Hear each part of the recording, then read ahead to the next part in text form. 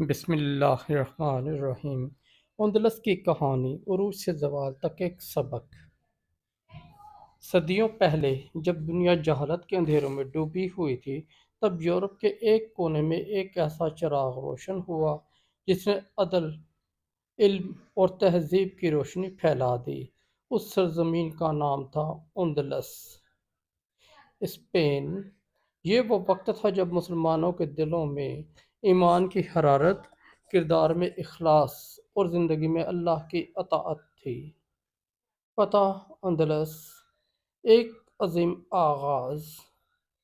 711 میں ایک بہادر سپہ سالار طارق بن زیاد رحمۃ اللہ تعالی علیہ اللہ کے نام پر اپنی چھوٹی سی فوج کے ساتھ سمندر پار کر کے اسپین کی سرزمین پر پہنچے۔ کہتے ہیں کہ جب انہوں نے اپنے پیچھے کشتیاں جلوا دیں تو ان کے الفاظ آج بھی تاریخ میں گونجتے ہیں: پیچھے سمندر ہے اور آگے دشمن، اب صرف اللہ پر بھروسہ ہے۔ یہ ایمان ہی تھا جس نے ایک چھوٹی فوج کو ایک عظیم سلطنت پر غالب کر دیا۔ جلد ہی اندلس مسلمانوں کے قبضے میں آ گیا۔ اندلس کا سنہرا دور، علم و عدل کا مرکز۔ وقت گزرتا گیا اور اندلس دنیا کی سب سے ترقی یافتہ ریاستوں میں شامل ہو گیا۔ علم کا مرکز، قرطبہ۔ ہزاروں کتب خانوں میں لاکھوں کتابیں موجود تھیں۔ گلیاں روشن تھیں۔ جب یورپ کے دوسرے شہر اندھیرے میں ڈوبے تھے،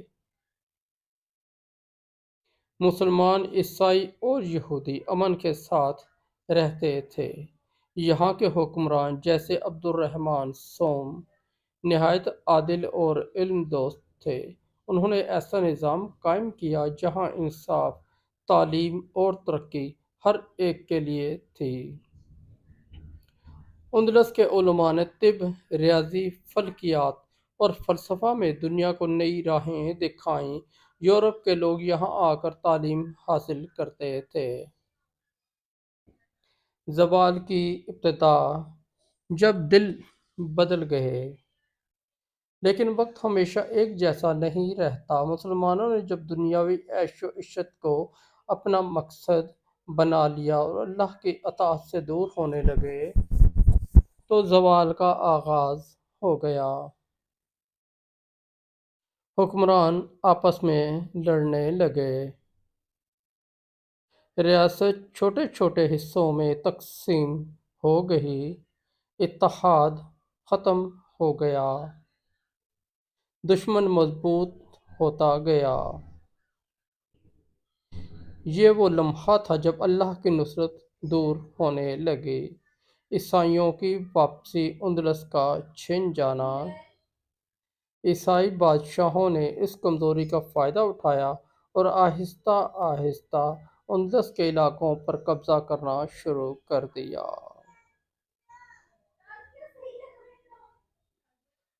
آخر کار 1492 میں غرناطہ مسلمانوں کا آخری قلعہ تھا، وہ بھی سقوط ہو گیا۔ یہ وہ دن تھا جب ایک عظیم اسلامی تہذیب کا چراغ بجھ گیا۔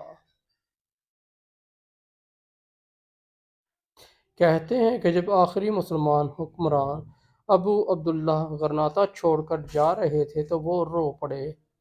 ان کی ماں نے کہا، آج تم عورتوں کی طرح رو رہے ہو اس سلطنت پر جسے تم مردوں کی طرح بچا نہ سکے۔ اندلس کے بعد مظالم کی داستان۔ اندلس کے زوال کے بعد مسلمانوں پر ظلم کے پہاڑ توڑ دیے گئے۔ مساجد کو گرجا گھروں میں بدل دیا گیا۔ قرآن جلائے گئے۔ مسلمانوں کو زبردستی عیسائی بنایا گیا۔ لاکھوں مسلمانوں کو قتل یا جلا وطن کر دیا گیا۔ یہ تاریخ کا ایک دردناک باب ہے۔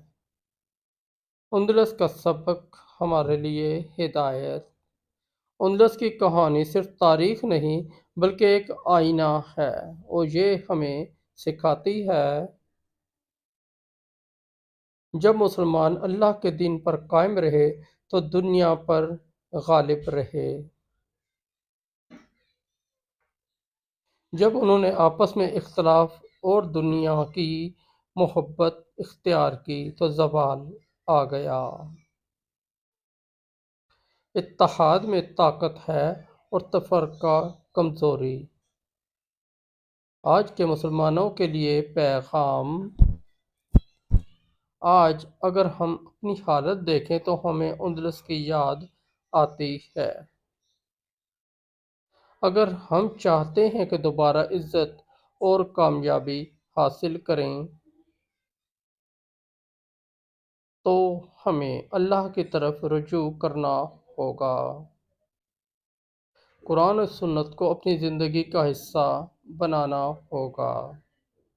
آپس کے اختلافات ختم کرنے ہوں گے۔ علم اور کردار کو اپنانا ہوگا۔ اختتامیہ: اندلس کی سرزمین آج بھی موجود ہے، لیکن وہاں اذانوں کی آواز نہیں آتی۔ یہ خاموشی ہمیں پکار رہی ہے کہ کیا تم بھی ہماری طرح اپنی عظمت کھو دو گے؟ یہ کہانی ہمیں جگانے کے لیے ہے تاکہ ہم ماضی سے سبق سیکھ کر اپنے حال اور مستقبل کو سنوار سکیں۔